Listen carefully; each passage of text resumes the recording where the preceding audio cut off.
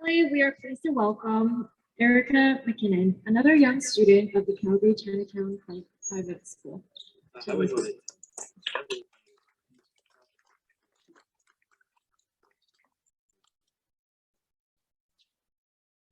Hello, ladies and gentlemen. My name is Erica, and I am a student, which means I still have a lot to learn. Today is Canada Day, which means that is a perfect day to pay tribute to Chinese railroad workers to acknowledge their contributions in constructing the Canadian Pacific Railway. I feel honored to have this opportunity to learn and remember this important part of history. Between 1881 and 1885, more than 17,000 Chinese men came down to Canada in order to help build the Canadian Pacific Railway through the Rocky Mountains of Alberta and British Columbia, thus uniting Canada geographically and politically. Chinese laborers worked in harsh conditions and were given the most dangerous jobs, such as handling explosive nitroglycerin, and yet they were still paid less than half of their white coworkers.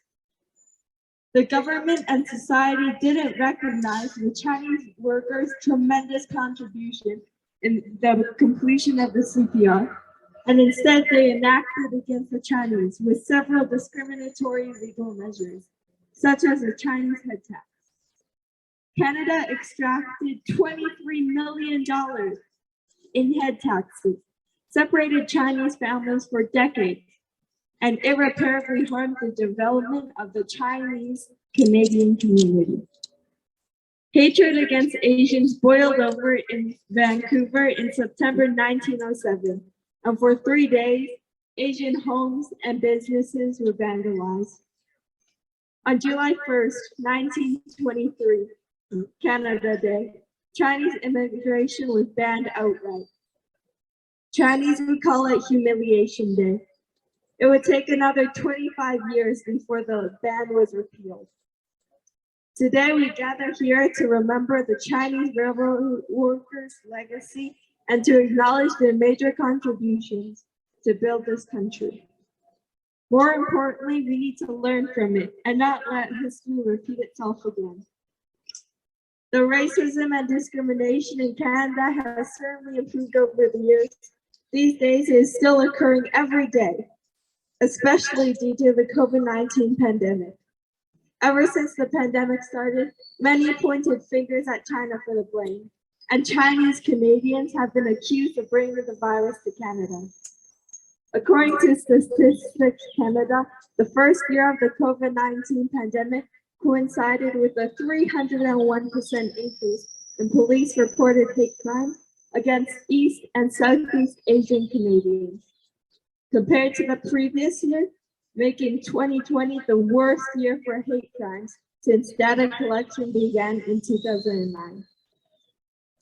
Anti-Asian racism is a systemic problem that requires long-term committed actions by individuals, institutions, and governments in all levels and in all sectors. If we strive to promote cultural diversity, equity, inclusion, and civic harmony, if each of us does our part and takes action, Canada will be a greater country where we all call home and where we all belong. Thank you. Merci.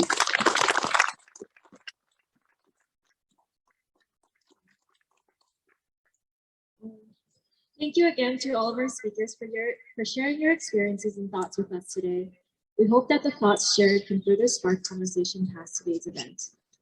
即係大家所有演講嘅嘉賓同發言之中，同我哋分享佢哋嘅經驗同想法。希望喺呢次會議，並且喺你會考慮嘅地方有繼續好激勵。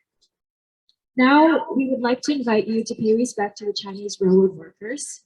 Please rise and we will do 3 bows in front of the prayer area. 而家請大家一齊俾我向協助勞工鞠躬。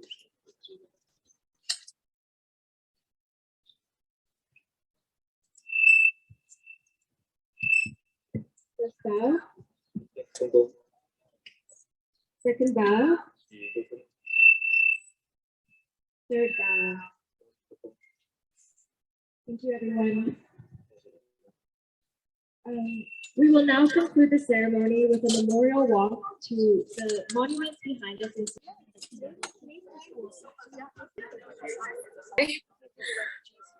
And then my mom's side, they were farmers. And then my grandpa's so yeah, they all came in. My grandparents came.